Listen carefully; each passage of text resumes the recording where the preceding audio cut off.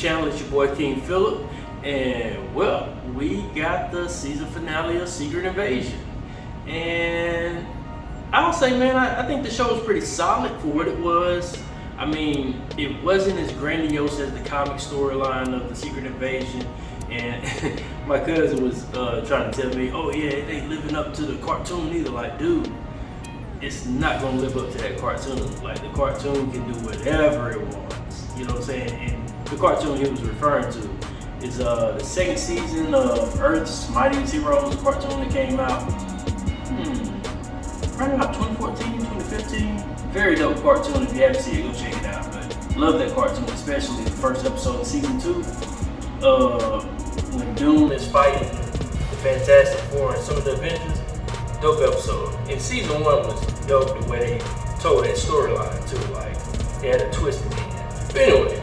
But anyway, and that season 1 wasn't about Secret Invasion. Season 2 was. But anyway, this show was pretty good. It had the best dialogue and some of the best acting out of any other Marvel show, any other Marvel movie.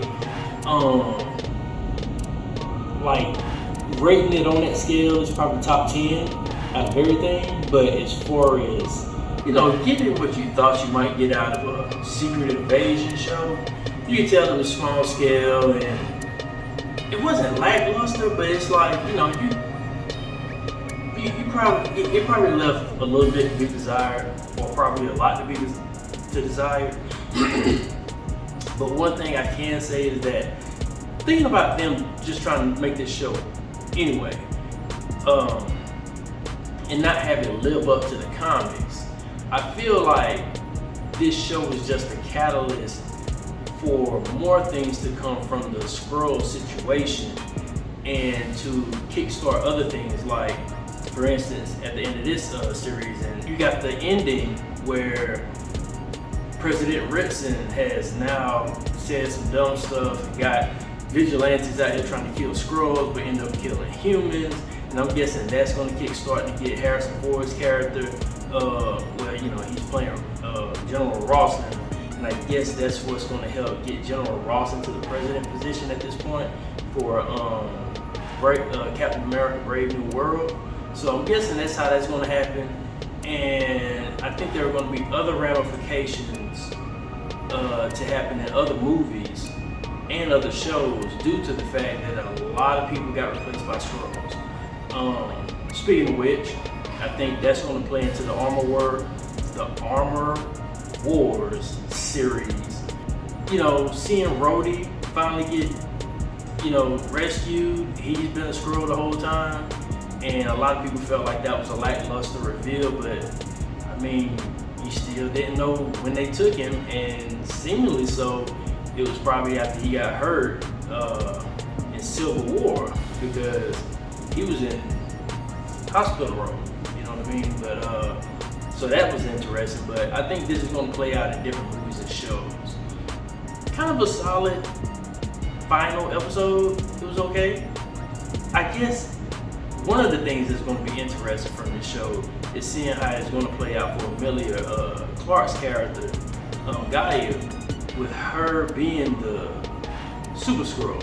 And this ain't like the Super Skrull from the comics or the cartoon with just the Fantastic Four powers. This girl got everybody. Thanos, Drax, Groot, Captain Marvel, I don't know who arm that was that turned into a knife. Maybe that was, I don't know. But then she got, man, seeing, what's his name? Gravik. Seeing Gravik use, Ebony Maw's powers. Hey, man. Hey, now. If Gaia can learn how to master Ebony Maw's powers with some of those other people that she got up in the man, hey, man.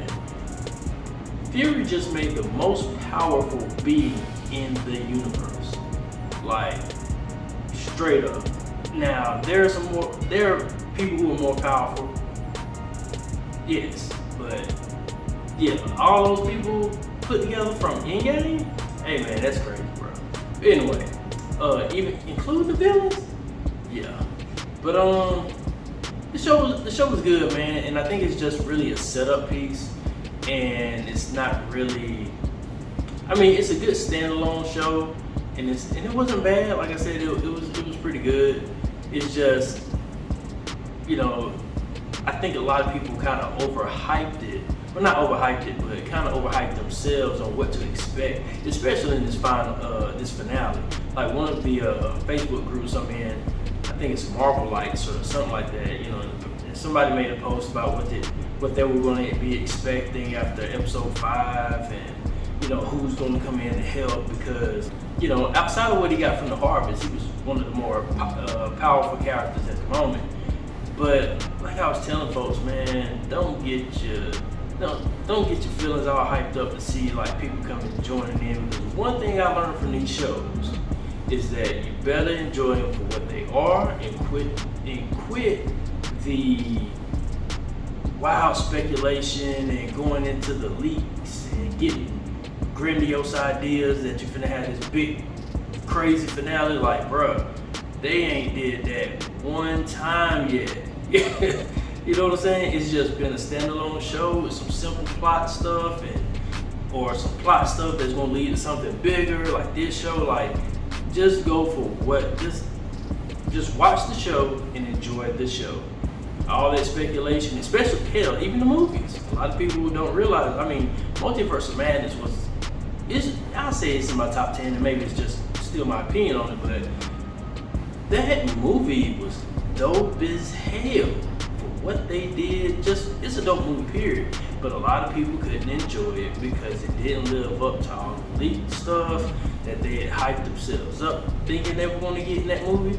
Like with Deadpool, people better chill and lower their expectations for Deadpool, even though I think Deadpool is really going to live up to the hype of seeing all these extra people and stuff. But you know, people got real hyped up for Multiverse of Madness, thinking they were gonna see this, that, and that.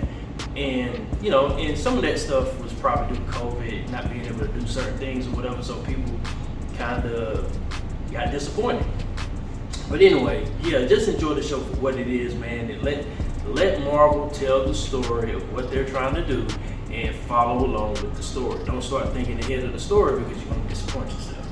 But I think the show was solid, man, overall. I enjoyed it.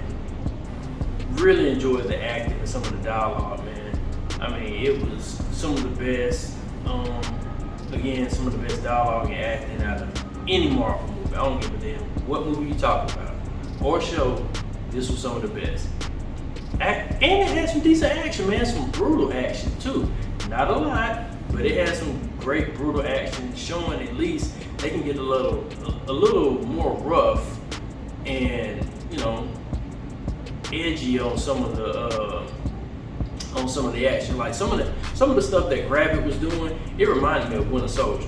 Not on the same scale, but just some of the technique and fighting or whatever. Like it was on point. But I say, man, I probably give it about an 8 out of 10 for what it was and what it's helping set up. I just say great love story for Nick Fury. Love the way Samuel L. Jackson played his character, his wife.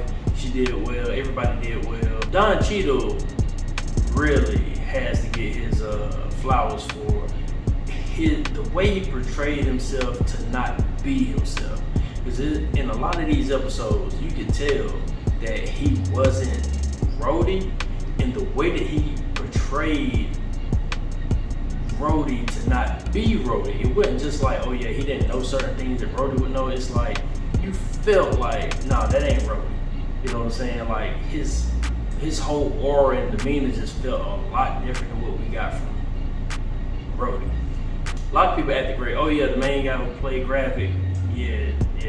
Him, Ben Middleton. I think I'm saying his name right. But everybody did their job. They showed up well. But yeah, if you saw it, let me know what you think. Peace.